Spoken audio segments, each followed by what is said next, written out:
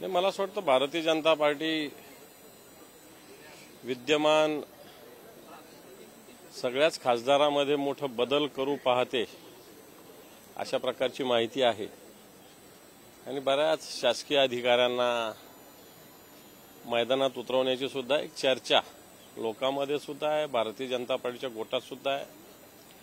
पण बऱ्याच जुन्या जाणत्या लोकांना भारतीय जनता पार्टी आताच्या विद्यमान खासदारांना तिकीट नाकारून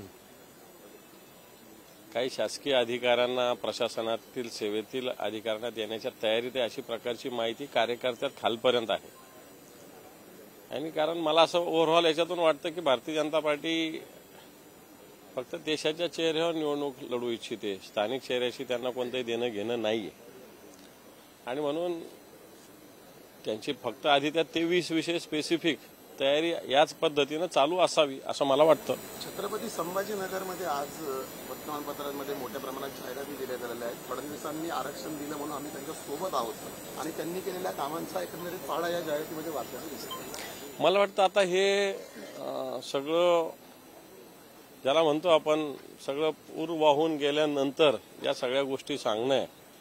कारण आज ज्या पद्धतीनं एकटे फडणवीस मराठ्यांच्या आरक्षण विरोधी आहे अशा प्रकारची भूमिका सगळ्या आंदोलकांनी आणि विशेषतः मराठा समाजामध्ये रुजलेली आहे। जाहिराती काय द्यायचं येऊन सांगा ना म्हणा, फडणवीसांनी काय केलं हे वर्तमानपत्राच्या जाहिरातीपेक्षा एखाद्या गावात जाऊन भारतीय जनता पार्टीच्या नेत्यांना जाऊन सांगावं म्हणा, तुमच्यात ताकद आहे का, तुमच्यात दम आहे का, हे माझं त्यांना आव्हान आहे, चॅलेंज आहे। तर नाशिकच्या लॉंग मार्च मधले शेतकरी पुन्हा एकदा आक्रमक झालेले आहेत। नाशिकच्या जिल्हाधिकारी कार्यालयासमोर आता त्यांनी ठिय्या दिलेला आहे पुन्हा एकदा। फक्त नाशिकच नव्हे तर महाराष्ट्रातील शेतकऱ्यांची मानसिकता आताच्या घडीला अशीच सरकारच्या विरोधात आहे। महाराष्ट्रातील शेतकरी मला वाटतं अस्वस्थ आहे एकंदर सगळ्या सरकारच्या ध्येय धोरणामुळं, नैसर्गिक वातावरणामुळं, त्या सरकारने जी कारवाई करायची त्या सगळ्या हेतूमुळं सरकार फक्त घोषणाबाजीमध्ये गुंतलेलं आहे। आणि म्हणून मग शेतमालाचा भावाचा मुद्दा असेल, बाजाराचा मुद्दा असेल, सरकारकडून सुरू करणारे खरेदी केंद्र असेल, आयात निर्यात बंदी असेल, हे असे वेगवेगळे विषय जर बघितले तर मला वाटतं शेतकरी अस्वस्थच आहे। त्यामुळे फक्त नाशिकच नव्हे तर महाराष्ट्रातील शेतकऱ्यांच्या मनामध्ये हीच नाशिकच्या शेतकऱ्यांची भावना आहे। तर पंतप्रधान नरेंद्र मोदी आज यवतमाळ दौऱ्यावर आहेत महाराष्ट्रामध्ये आणि त्यांच्या सभेच्या खुर्च्या लावल्यात, त्याच्या मागे मात्र राहुल गांधींचे फोटो आहेत, त्यामुळे वेगवेगळ्या चर्चा सुरू आहेत। तुमची काय प्रतिक्रिया? नाही, ते कॉन्ट्रॅक्टरचं असेल ते, त्याच्यामुळे खुर्च्या काय राहुल गांधीच्या नरेंद्र मोदींच्या सभेला येतील अशातला काही भाग नाही। जो कोणी कॉन्ट्रॅक्टर त्याच्या खुर्च्या असेल, खुर्च्या थोडी कार्यकर्ते घरून आणत असतात, त्या खुर्च्या कॉन्ट्रॅक्ट, त्याच्यामुळे तसं असेल, त्याला फार काही राजकीय मला नाही वाटत करायची गरज आहे।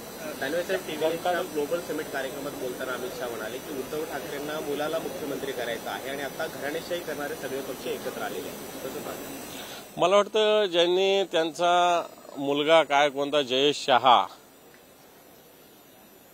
याला कशा पद्धतीनं क्रिकेट कंट्रोल बोर्डाचं अध्यक्ष केलं, कशा पद्धतीनं गुजरातच्या राज्य कारभारामध्ये जयेश शहा काय करतात याचं उत्तर आधी अमित शहा साहेबांनी दिलं पाहिजे, नंतर उद्धवजी ठाकरे साहेबांना बोललं पाहिजे असं मला वाटतं।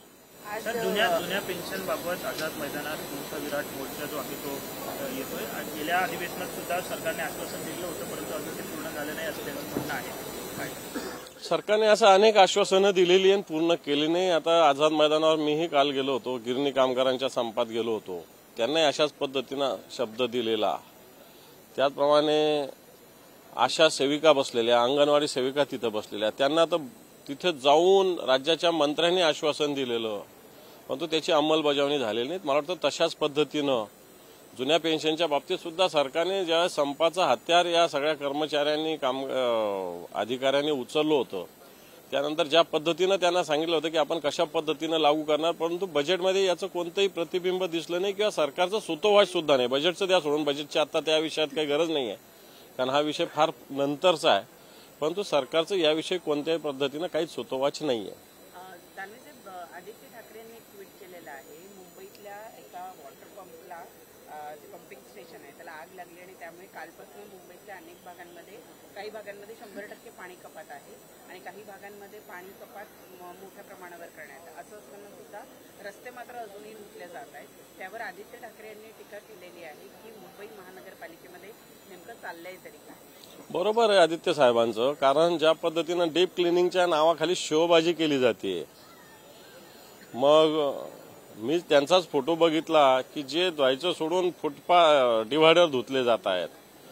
स्वच्छ केले पाहिजे नो डाऊट, पण अशा गोष्टी काय पाणी मारून पाईप मारून नाही करता येत, ओला कपडा घेऊन करता येतं ना। परंतु मला असं वाटतं पाण्याची उधळपट्टी जिथं गरज आहे तिथं न करता दुसऱ्या ठिकाणी केली जाते वेगवेगळ्या नावाखाली, डीप क्लिनिंगच्या नावाखाली, आणि म्हणून अशा पद्धतीने हा प्रश्न पाण्याचा निर्माण झाला। बऱ्याच ठिकाणी पाण्यात कपात झाली, मुंबईमध्ये झाली, पुण्यामध्ये झालेली आहे, ठाण्यामध्ये झालेली आहे, आणि याला कारण नियोजनाचा अभाव आहे। ज्या पद्धतीनं आता या सगळ्या महानगरपालिकेत प्रशासन काम करतं, सरकार त्याला नुसतं टक्केवारीसाठी गुत्तेदारीसाठी वापरतंय, बाकीच्या इन्फ्रास्ट्रक्चरमध्ये कोणाचंही लक्ष नाही, आणि म्हणून हे प्रश्न सगळीकडे निर्माण होत आहे। महापालिका आयुक्त जे आहेत त्यांना 3 वर्षाची कालमर्यादा ठेवू नये असं सरकारचं म्हणणं होतं, मात्र निवडणूक आयोगाने ही मागणी फेटाळून लावली। विशेषतः अश्विनी भिडे आणि इक्बाल सिंह चहल या दोन्ही अधिकाऱ्यांच्या बाबतीमध्ये ही मागणी करण्यात आली। कोणत्या प्रश्नाचं उत्तर देऊ? आदित्य ठाकरेंच्या ट्विटवर आता मिलिंद देवराने देखील ट्विट केलंय। ते बोलतात की पाण्यावरून राजकारण करू नका, जे पाणी डीप क्लिनिंगसाठी वापरलं जात आहे ते पाणी अस्वच्छ आहे, स्वच्छ पाण्याचा वापर केला जात नाही। ते देवराय काय पाणी पुरवठा विभागाचे इंजिनियर आहेत का? कोणतं पाणी वापरलं जातं त्यांना सांगून वापरलं जातं का? त्यामुळे देवरांच्या म्हणण्याला काय अर्थ आहे? सर, महापालिका आयुक्तांना 3 वर्षाची मुदत नसावी अशी मागणी राज्य सरकारने केली होती, मात्र निवडणूक आयोगाने फेटाळली। त्यामुळे अश्विनी भिडे आणि इक्बाल सिंह चहल हे दोन्ही बडे अधिकारी आहेत मुंबई महापालिकेतली, त्यांची बदली होणार आहे। सरकारच्या या मागणी फेटाळण्याच्या हे पहा, सरकारने अधिकारी कोणाचेच नसतात हे स्पष्ट बोललं पाहिजे। अधिकारी कोणाचेच नसतात, ज्याची खुर्ची येईल त्याचेच असतात, आणि जो खुर्चीवर बसेल त्याला तर अधिकार सरकारचं ऐकावंच लागतं। त्यामुळे चहल काय आणि दुसरं आलं काय, याला तर सरकारचं ऐकावंच लागेल। म्हणून सरकारने सुद्धा एकच अधिकारी असावा या भानगडीत पडायची गरज नाही, आणि एखाद्या अधिकाऱ्याने सुद्धा मला तिथंच असलं पाहिजे याही भानगडीत पडण्याची गरज नाही, कारण कोणत्या खुर्च्या काही अमर नसतात। आपला ठरलेला कालावधी असतो, तो झाला का तो आपल्याला सोडावं लागतं।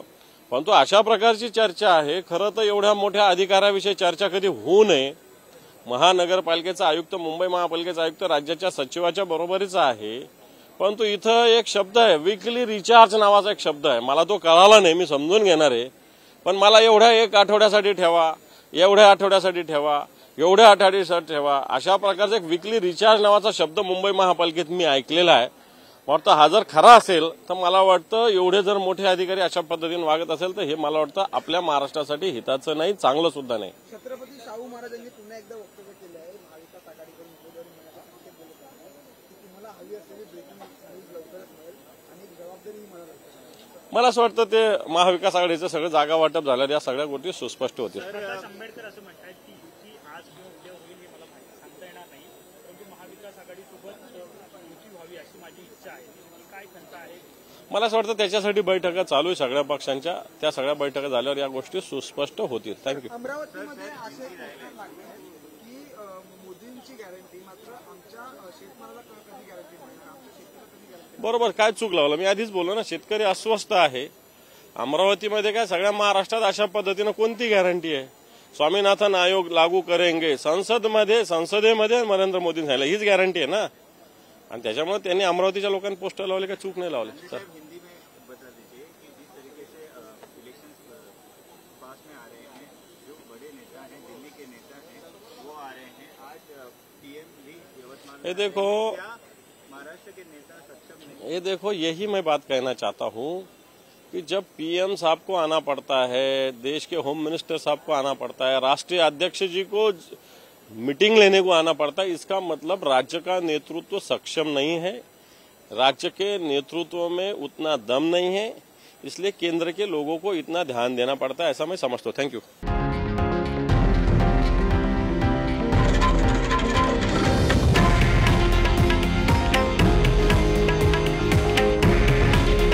हे आहे देशातील नंबर 1 न्यूज नेटवर्क आणि आपण पाहत आहात TV9 मराठी। काळजी तुमची, हित महाराष्ट्राचं।